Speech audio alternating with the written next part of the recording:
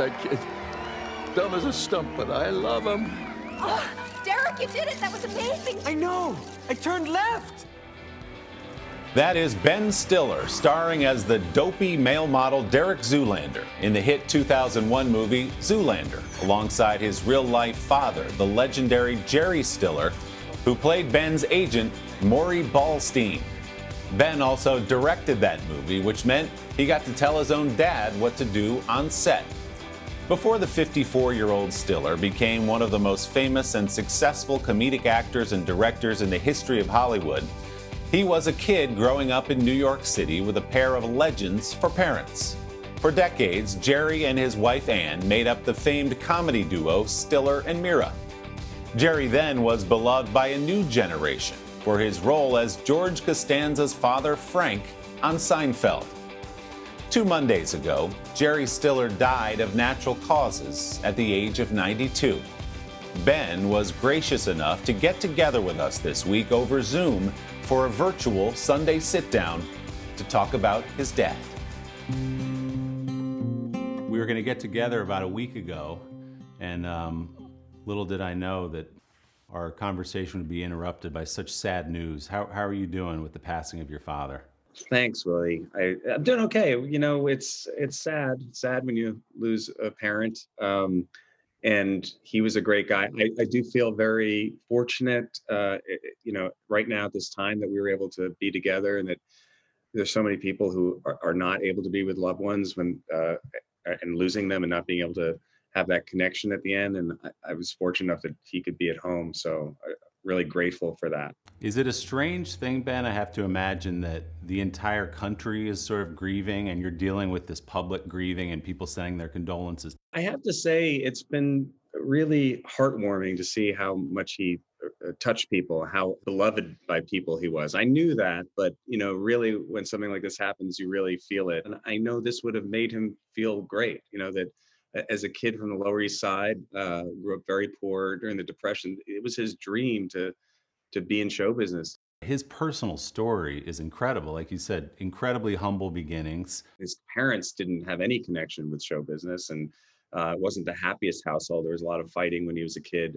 And when he was 16, he kind of lied about his age and went and joined the army. He played football on this intramural team in Italy.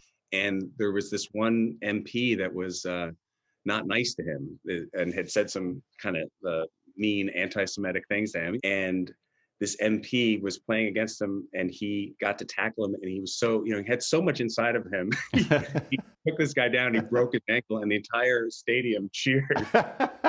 And I just think about that because I think, he was so, in real life, he was so quiet and sweet. But underneath, he had this, a lot of, I think, he was kind of like this volcano underneath that had a lot of emotion. You saying you want a piece of me? And that would come out, on Seinfeld and these characters. What, are you out of your mind? But it never really came out in real life. And so it was sort of like his outlet. So how does he get Ben from World War II, GI Bill, to a life in show business? I think it was pure will and drive. He went to Syracuse because he knew they had a theater program there on the GI Bill. And he ended up in Chicago, and he got a job stopping the Horse and the Pony Express show.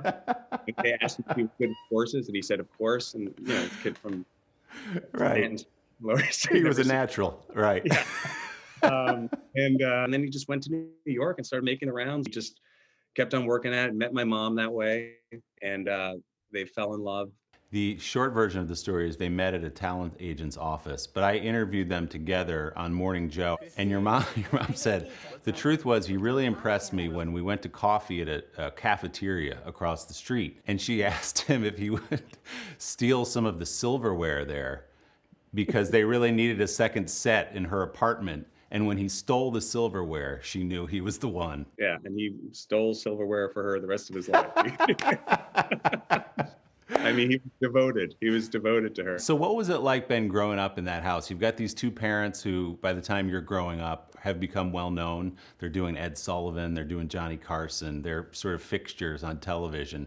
When did you yourself, just by watching them, maybe through osmosis, start to think to yourself, okay, this is something I may want to do as well?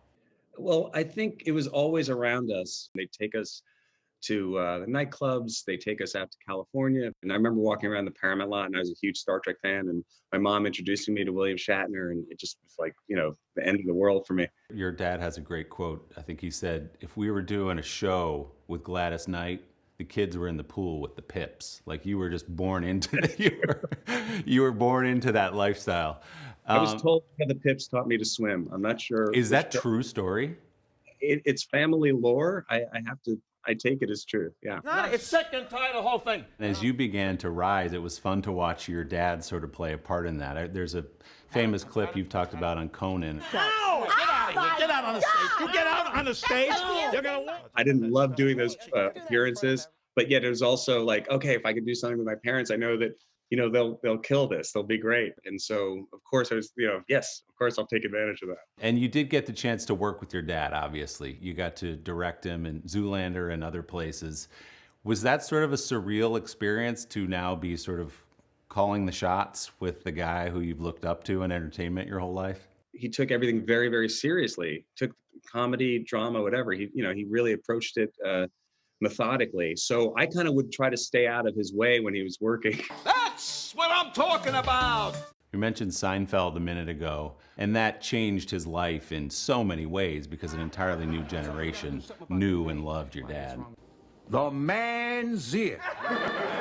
When that happened, it did. It changed his life, and he loved it. He loved it. I think that was just part of who he was. And at the same time, though, he was a guy in his family that was making sure everybody was okay. He was so there for people. I saw your dad one time walking around the Upper West Side, and I was going to leave him alone, and he looked at me and said, "Hey, you're doing a great job, kiddo." And first of all, I said, "Oh my gosh, how do you have any idea who I was?" And we stood there and talked on the street for about 10 minutes, and he was so encouraging, and I felt that it was just such a gift. He loved connecting with people, and that generosity is kind of what I feel now, with his passing, feeling so much love for him, and that karmically coming back, he touched so many people that way, both personally and through his work. I think the way that you feel with a parent, I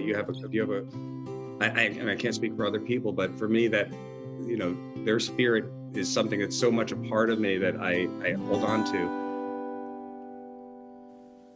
My big thanks to Ben for sitting down with us just a week after losing his father.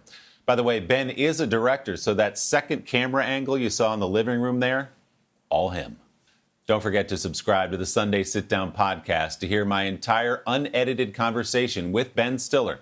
You can find it on Apple Podcasts or wherever you get yours.